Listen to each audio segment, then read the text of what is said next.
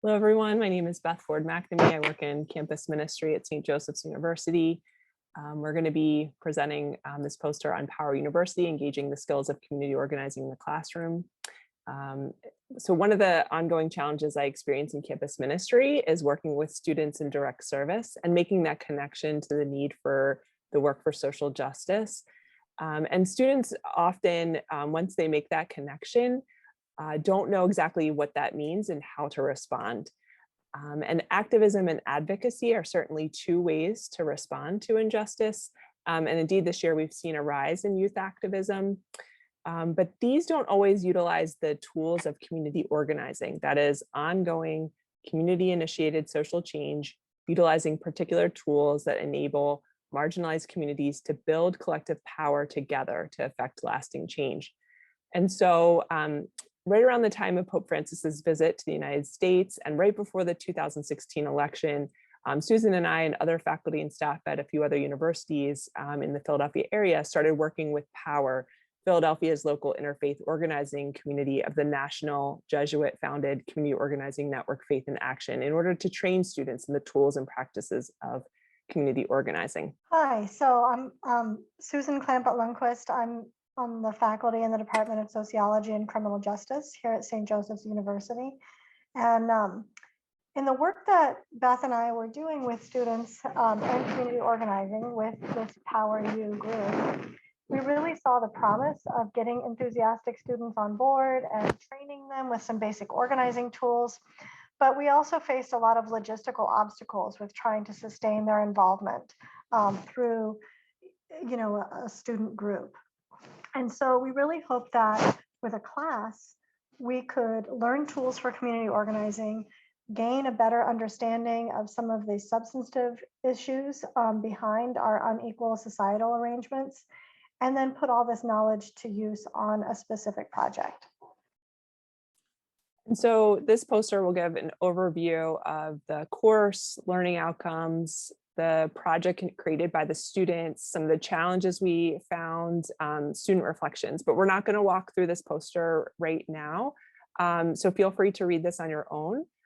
Instead, we've invited two of the students from the course to offer their reflections of their experience in this course. And so we'll be hearing from them next. Hi, my name is Luis Nuñez. I'm entering my 5th year at SJU as a graduate public policy student.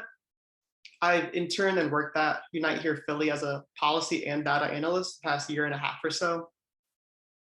I think the main way my understanding of community organizing has changed through this class is that I developed a greater sense of gratitude for the behind the scenes work that has to be done. Before I took the course, I had experience meeting political officials through like IFTJ, and I even helped on campus and off campus a little bit with organizing actions. But the data and knowledge I was working with was compiled by someone else. And so the work we did within the class consisted of brainstorming actions, of course, but also compiling research and data that we already didn't have for the project we wanted to do. Personally, the course gave me experience as a part of organizing that I lacked a lot of. And it made me a better organizer by showing me the larger picture of what community organizing is. I think one of the greatest aspects of a course like this is that it gives students experiences in a variety of community organizing skills and allows them to figure out which best suits them. Whether it's research action meetings, one-on-ones, or power mapping, we got to experience and learn about all of them. And this class and my previous organizing experiences in the past have shown me that I enjoy and have skills in research, data collection, and some storytelling. Now when I'm applying for internships, jobs, which I have been able to, or even when I want to volunteer somewhere, I have a better sense of what I want to do and a greater understanding of the basis of community organizing. Hello, my name is Gabrielle Stevenson, a recent graduate of St. Joseph's University. I was an elementary education major with minors in faith justice and TESOL, with a track to teach emerging bilingual students while at St. Joe's. But I had the honor of being able to be in a community organizing class the fall semester of my senior year, where I was really able to kind of push my understanding and thoughts about community organizing and what that means to me as somebody that wants to become a pseudo community organizer, but what that means in action. Honestly, coming to class, I didn't really know what to expect. Through the course readings and the the conversations that we had in class, I was really able to push the understanding of how in-depth community organizing really is. How many levels of things that we have to think about when we're organizing, and things that we sometimes have to push our thinking on to better understand the ideas and the perceptions that others around us have. During the class, like, we talked about a lot of conversations and things that were very, very near and dear to my heart. So education and equity for people experiencing homelessness are high passion projects for me. And being able to see, okay, how can I actually implement change as an organizer? What are some of the things that I can bring positively to the table? What are things that my classmates can bring to the table?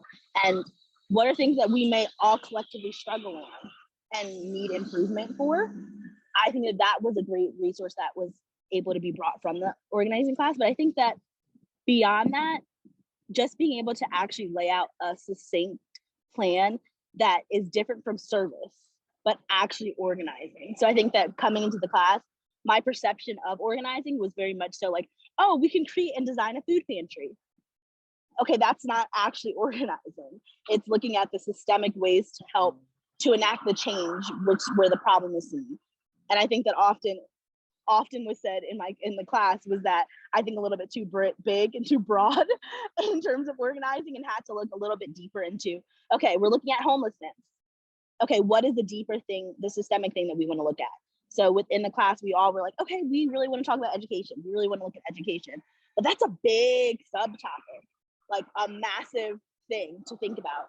What within education do we want to focus in on? So within the community organizing class, we're really able to hone in on, okay, what change do we want to actually implement to be able to help impact the education system?